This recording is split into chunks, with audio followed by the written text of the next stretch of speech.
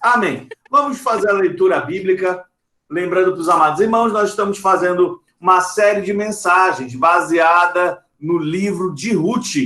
Então, hoje nós vamos estudar juntos o capítulo de número 2. Como de costume, nós não vamos ler o texto inteiro, para não ser muito cansativo. No entanto, nós vamos meditar hoje ao longo do capítulo. Então, eu quero pedir para você que, na medida do possível, deixe a sua Bíblia aberta para que consiga acompanhar o desenvolver do assunto de hoje. Palavra de Deus, eu vou ler só 3 versículos iniciais. Após, vou passar o contexto da história de Ruth e, logo em seguida, vamos trazer lições e aplicações. Apesar de ser uma doutrina um pouco mais expositiva, uma vez que nós estamos estudando o livro de Ruth juntos, hoje a mensagem tem um tema que foi encontrado, tem um título, né? O título da mensagem de hoje é Encontrando o Favor de Deus. Então, o livro de Ruth, capítulo 2, diz assim, verso 1: Noemi tinha um parente de seu marido, dono de muitos bens, da família de Elimeleque, o qual se chamava Boaz. Ruth, a moabita, disse a Noemi: Deixe-me ir ao campo para apanhar espigas, atrás daquele que me permitir fazer isso. Noemi respondeu: Vá, minha filha. Verso 3: Ela se foi, chegou ao campo e apanhava espigas atrás dos ceifeiros. Por casualidade, entrou na parte do campo que pertencia a Boaz, que era da família de Elimeleque. Amém. Glória a Deus. Em termos de contexto histórico, para a gente entender o que está acontecendo aqui, só lembrando, né? Nesse momento da história, Ruth e Noemi já voltaram para Belém, já estão na cidade de Belém, e aí estão naquela situação de dificuldade financeira, elas perderam tudo, e nesse contexto, Ruth vai para colher parte dos grãos que cairiam pelo campo. E aí ela vai e procura esse momento de colher as espigas. E encontra Boaz, e Boaz vai favorecer Ruth. Né? Boaz ele vai ser bondoso com Ruth. No verso 8, nós vamos enxergar aqui que Boaz fala para Ruth permanecer colhendo no seu campo, né? Ele dá essa autorização para que ela continuasse fazendo assim, colhendo das espigas que caíam. Boaz, no verso 9, vai oferecer uma proteção especial para Ruth. Ele vai falar no verso 9, fique atenta ao campo onde for colher, vá atrás delas, das servas dele. Eu dei ordem aos servos para que não toquem em você. Ou seja, Boaz ele vai ter uma proteção, vai estender uma proteção sobre a vida de Ruth. Isso é uma coisa que Noemi percebe. No verso 22 do mesmo capítulo, Noemi diz que é melhor mesmo que você, Ruth, vá com as servas dele, minha filha. Noutro campo, poderiam maltratar você. Ou seja, se Ruth não tivesse no campo de Boaz e debaixo dessa proteção de Boaz, se ela fosse para outros campos para colher as espigas que caíam, alguém poderia maltratá-la, destratá-la. Boaz oferece água para ela, né? No verso de número 10, ele vai dizer que sempre que Ruth tivesse sede, poderia ir e beber da água que os servos tiravam. No verso 14, Boaz vai compartilhar, vai favorecer Ruth, compartilhando a refeição que tinha. No verso 14 vai dizer, na hora de comer, Boaz disse a Ruth, venha para cá, coma do pão molhe o seu bocado no vinho. E ela se sentou ao lado dos ceifeiros e Boaz lhe deu os grãos tostados de cereais. Então, tu percebe um alimento, o compartilhar de refeição, dado também por Boaz. O favor de Boaz na vida de Ruth foi muito grande. E era algo que incluía atos de generosidade.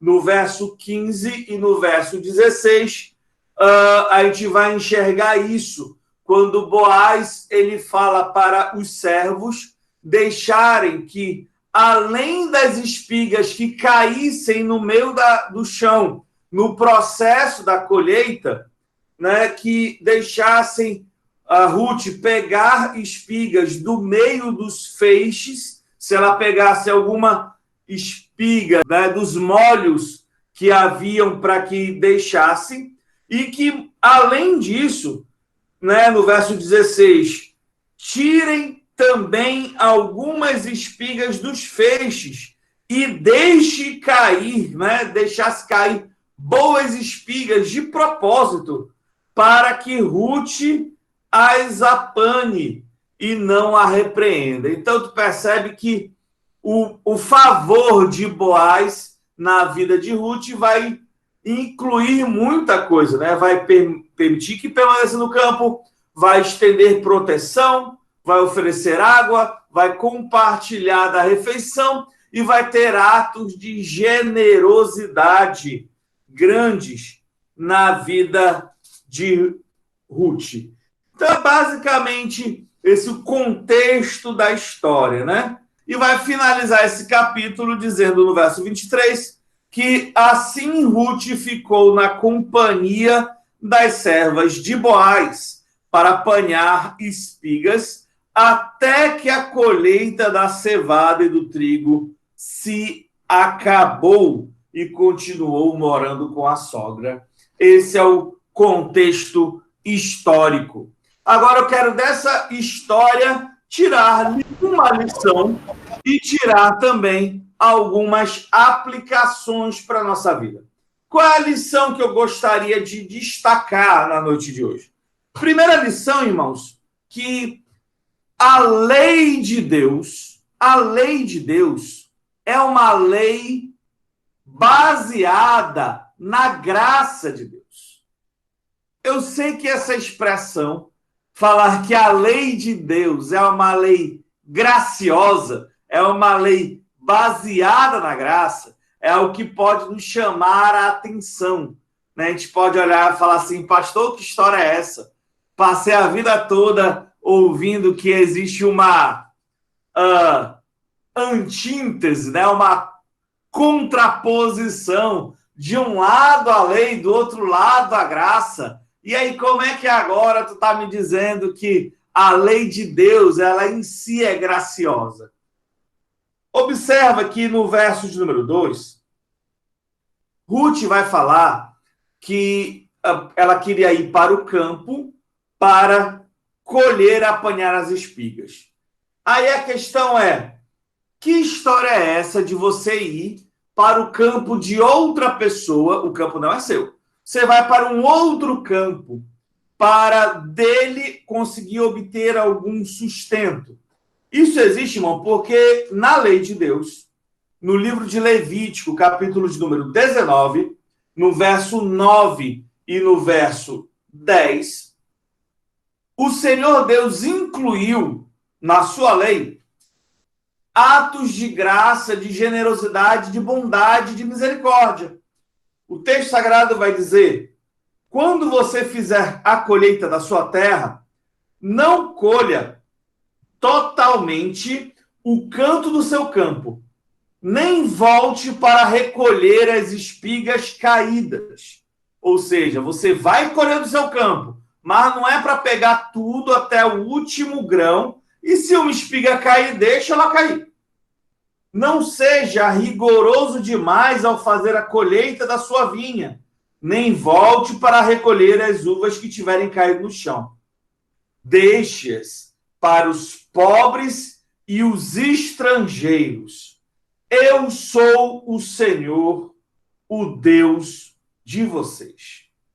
Irmãos, olha como é que Deus faz.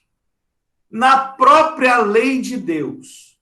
Observa, Deus ele cria a sua lei, nos mostrando, inclusive, que nós haveríamos de ter, né, o povo de Deus haveria de receber uma herança perpétua, uma herança, uma terra de sua propriedade.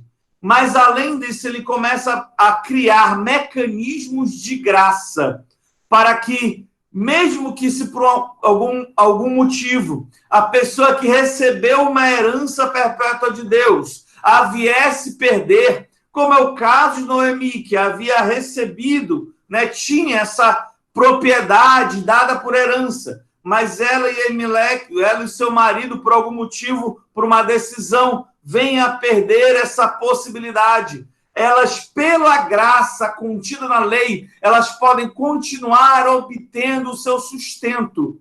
A lei de Deus impulsiona-nos a sermos generosos, abençoadores, graciosos com aqueles que não têm, sermos misericordiosos e nos preocuparmos com aquele que não tem, com o pobre, com o estrangeiro.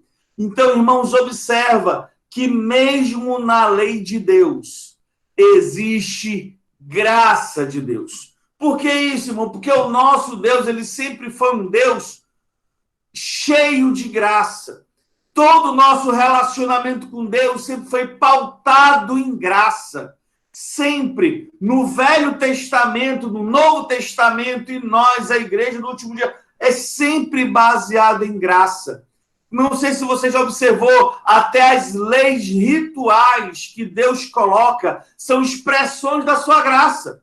Ele vai ensinar na lei o que é que nós devemos fazer e cumprir para ter uma vida irrepreensível. Ou seja, se nós cumpríssemos a lei, nós teríamos uma vida abençoada, frutífera. Só que na lei ele coloca o seguinte, olha, mas se você pecar, eu vou colocar aqui, olha, existe a possibilidade de fazer a oferta pelo pecado, ter a oferta pela culpa, ter a oferta de holocausto. Ou seja, são mecanismos colocados na lei que Deus sabe que nós vamos precisar da sua graça. Nenhum ser humano é capaz de viver em relacionamento com Deus a parte da graça de Deus. Então, uma lição forte que eu quero destacar nesse momento. Todo o nosso relacionamento com Deus é baseado na graça. Inclusive, a lei de Deus é uma lei graciosa do Senhor. Isso é uma lição. Entrando para as aplicações. Irmãos, primeira forma que eu posso aplicar esse trecho da história de Ruth na nossa vida é entendendo que o nosso testemunho abre portas. Observa, no verso 6, o encarregado dos servos, respondendo para Boaz a pergunta de quem era aquela que estava colhendo do campo, dá o testemunho sobre Ruth. Fala, olha, essa moça moabita que veio com Noemi. Então ele fala sobre Ruth, ele conta sobre Ruth, fala quem era Ruth. Isso é importante da gente observar. Existe um testemunho, o comportamento de Ruth, as atitudes, as decisões de Ruth tornam-se um testemunho público de quem ela é. Boaz conhece também o testemunho de Ruth, e a gente vai ver isso no verso de número 11. A gente vai ver no verso 11, Boaz falando que já me contaram tudo que você fez pela sua sogra depois que você perdeu o seu marido. Então, observa, o nosso testemunho abre portas. Talvez se o testemunho de Ruth não fosse um testemunho tão bonito de alguém que está se dispondo a passar por uma situação difícil, mesmo tendo situações e alternativas mais fáceis. Ela foi uma mulher crente e foi fiel à sua sogra. E esse testemunho fez com que de alguma forma, as portas para que ela pudesse colher fossem abertas. Pequena observação: não existe autotestemunho. Não tem sentido eu falar sobre mim mesmo, me autoelogiando. Isso não é testemunho. Eu falar bem de mim mesmo o tempo todo não é testemunho. Eu falar bem de mim mesmo nada mais é do que vaidade, né? A pessoa que vocês já devem ter visto, por exemplo, que tem pregador, por exemplo, que quando vai pregar, antes de começar a mensagem, ele arruma um jeitinho de falar que ele já pregou fora, pregou em tantos lugares. Porque eu fui pregar essa mensagem, eu estava lá numa conferência, porque eu já preguei em tantos países, em tanto lugar. Eu falei, mas e o que isso tem a ver com a mensagem? Nada. Quer dizer, ele está dando um alto testemunho. Isso não existe. Isso é vaidade, isso é bobagem. O testemunho é o testemunho que as pessoas dão sobre a gente, baseado naquilo que elas enxergam da nossa história. Então, alguém vai olhar para a nossa vida, identificar os pontos positivos da nossa história e dar o testemunho acerca da gente. Isso é fundamental da gente entender. Outra aplicação.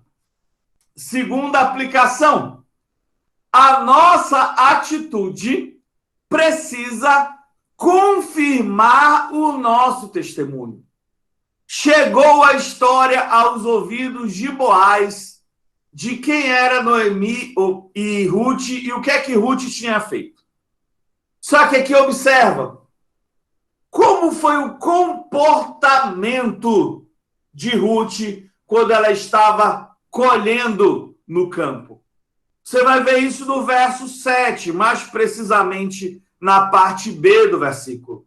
O texto vai dizer: assim ela veio e ficou aqui desde a manhã até agora, só parou um pouco para descansar no abrigo. Ou seja, o testemunho que se tinha era que Ruth era uma mulher séria, uma mulher que estava lá cuidando da sua sogra, que estava disposta a fazer o que fosse necessário para pelejar junto com a sua sogra. E a sua atitude confirmou o testemunho. Aquilo que se sabia sobre Ruth foi fortalecido pelo comportamento da Ruth. Tanto o encarregado quanto Boaz puderam ver que aquilo que eles ouviram sobre Ruth se realizou na realidade prática da vida. É muito ruim, irmão, quando a gente ouve uma história bonita sobre alguém e fala, puxa, olha que pessoa bacana. Aí você começa a conviver mais de perto com aquela pessoa e descobre que aquele testemunho bonito era só fachada. Irmão, é muito feio. A nossa vida prática, o nosso comportamento precisa sempre fortalecer o nosso testemunho público. E aqui vem uma terceira aplicação poderosa. Eu quero passar para vocês uma equação para vocês guardarem no seu coração. Irmãos, testemunho mais atitude é igual a bênção. Testemunho mais atitude é igual a bênção. Verso 12. Boaz conversando com Ruth diz assim: o Senhor lhe pague pelo bem que você fez. Que o Senhor receba uma grande recompensa do Senhor, o Deus de Israel, sob cujas asas você veio buscar refúgio. Olha que coisa maravilhosa. Ele sabia da história de Ruth. Sabia que ela veio se abrigar debaixo das asas do Senhor. E a atitude de Ruth fortaleceu o testemunho e ela foi abençoada nesse momento. Testemunho mais atitude é igual a benção. Irmãos, isso é um princípio que serve muito para a nossa vida. Você quer ver uma pessoa abençoada em tudo que faz? Você vai ver que é uma pessoa que tem um testemunho forte e uma prática, uma vivência que sempre confirma e fortalece aquele testemunho. Você vai ver uma pessoa abençoadíssima em tudo que faz. Quarta aplicação. Irmãos, a gente precisa aprender a receber as nossas bênçãos. Imagina só, Boaz começa a se voltar de forma a favorecer Ruth. Começa a abençoar Ruth em tudo que ela faz. E de repente, imagina só, se nesse momento a bênção virasse a cabeça de Ruth e ela deixasse de ser uma mulher crente, uma mulher temente a Deus. Irmão, dificilmente essa bênção permaneceria, o favor de Boaz na vida dela permaneceria. No verso 13, tem uma palavra de Ruth muito bonita para Boaz. Então Ruth disse: meu caro Senhor, você está me favorecendo muito, pois me consolou e falou ao coração dessa sua serva, e nem mesmo sou como uma das suas servas. Olha o entendimento dela. Ela está sendo favorecida. A primeira atitude, quando ela é favorecida, é uma atitude de gratidão. Ela percebe que ela está sendo abençoada e ela reconhece que está sendo abençoada e tem um coração grato pelas bênçãos que ela está recebendo. Pode parecer uma obviedade, mas eu conheço muita gente que quando foi abençoado, irmãos, a sua vida não expressou nada de gratidão para Deus. Quando estava lá na prova, estava lá buscando ao Senhor abençoou e ele não tem uma atitude de gratidão a Deus. Segunda atitude de se receber bênção é uma atitude de humildade. Uma atitude de humildade. Te lembra que eu comecei a falar que tudo no nosso relacionamento com Deus é baseado na graça? Tudo, irmão, tudo. Ou seja, Ruth, ela reconhece que, puxa vida, eu não sou nem mesmo uma serva tua, Boaz. Eu nem uma serva tua sou. Eu sou uma estrangeira. Eu sou alguém que nem faz parte daquele povo, daquela comunidade. E estou sendo abençoada demais. Olha a humildade na hora de receber a bênção. Irmãos, quando a gente tem um coração humilde e grato, aí você vai entender por que é que Boaz chama e compartilha do pão com a Ruth e trata ela com generosidade. Fala, não, pode molhar aqui no vinho, pode comer à vontade, ela come e fica bem alimentada. Por que tudo isso? Irmão, porque ela soube receber a bênção. Porque, irmãos, vocês sabem disso. Sentar à mesa, partilhar a refeição, comer junto, não é só uma questão de dar a comida, é de deixar sentar junto com os ceifeiros. É falar, olha, pode molhar aqui o seu bocado no vinho. É uma atitude de proximidade, olha, eu estou te recebendo no meu meio, eu estou te acolhendo, porque ela teve uma atitude bacana, de humildade e gratidão. Sinceramente, irmão, ninguém gosta de conviver com pessoas que são arrogantes, que são orgulhosas. Ninguém, irmão, ninguém. Quando você está convivendo, olha, tu pode até abençoar uma pessoa, aí tu vê que a atitude dela é uma atitude de arrogância, sabe? Irmão, na mesma hora, corta a bênção na vida dela. Na mesma hora. Mas se você reconhece que aquela pessoa é grata, é humilde, a tua vontade é de abençoar mais ainda. Tu tem o prazer de abençoar aquela pessoa. Da mesma forma é Deus na nossa vida. Então, irmãos, lição. Toda a lei de Deus é baseada na graça e todo o nosso relacionamento com Deus é baseado na graça. 4 aplicações. O nosso testemunho abre portas. A nossa atitude precisa confirmar o nosso testemunho. O testemunho mais atitude é igual a bênção. E a gente precisa aprender a receber as bênçãos com humildade e gratidão. E aqui eu quero finalizar com uma conclusão que eu acho fundamental da gente começar a construir esse entendimento desde essa mensagem, apesar de que nós vamos aprofundar na próxima. Irmãos, Jesus é aquele que é o nosso abençoador. Quando a gente lê a história de Ruth e Boaz, mais do que enxergar as atitudes de Ruth, é importante a gente aprender a enxergar atitudes de Deus e como Deus se revela na nossa vida. Nesse texto, Boaz, ele é algo que a gente chama de tipo.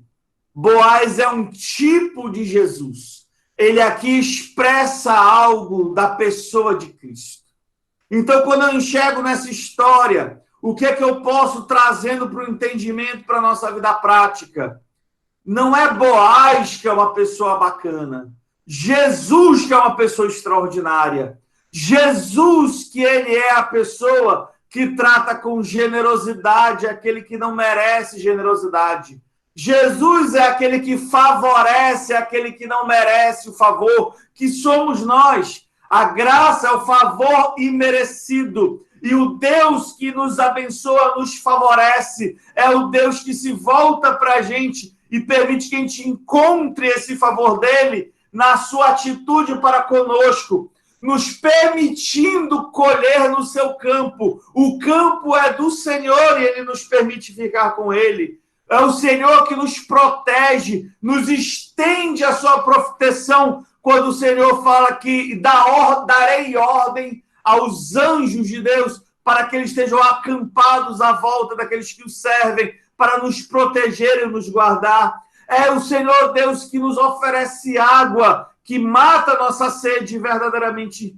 Quando Cristo fala para a samaritana que quem beber da água sentirá sede novamente, mas aquele que beber da água que ele dá nunca mais terá sede. A promessa de Deus em Apocalipse que diz que venha e aquele que tiver sede beba de graça da água da vida. Jesus é aquele que verdadeiramente nos dá água. Jesus é aquele que compartilha da refeição com a gente, nos dá, nos alimenta, nos sustenta em tudo, até nós nos fartarmos. É aquele que nos trata com generosidade e nos dá muito mais do que aquilo que nós merecemos, ou ao menos pensamos. Irmão, se Deus só deixasse a gente colher os nossos grãos do campo dele, já seria uma bênção extraordinária. Mas Jesus é aquele que fala, olha, deixa, espalha mais semente, espalha mais grãos para que eles possam colher. Irmãos, esse texto fala sobre Jesus. E quem é Jesus na nossa vida? O nosso abençoador é Jesus. O nosso Boaz é Jesus. O verdadeiro Boaz na nossa vida é Jesus. Então, a gente pode aprender, como Ruth, a ter as nossas atitudes corretas, mas mais importante do que isso é enxergar em Deus aquele que sempre nos abençoa. Amém? Glória a Deus.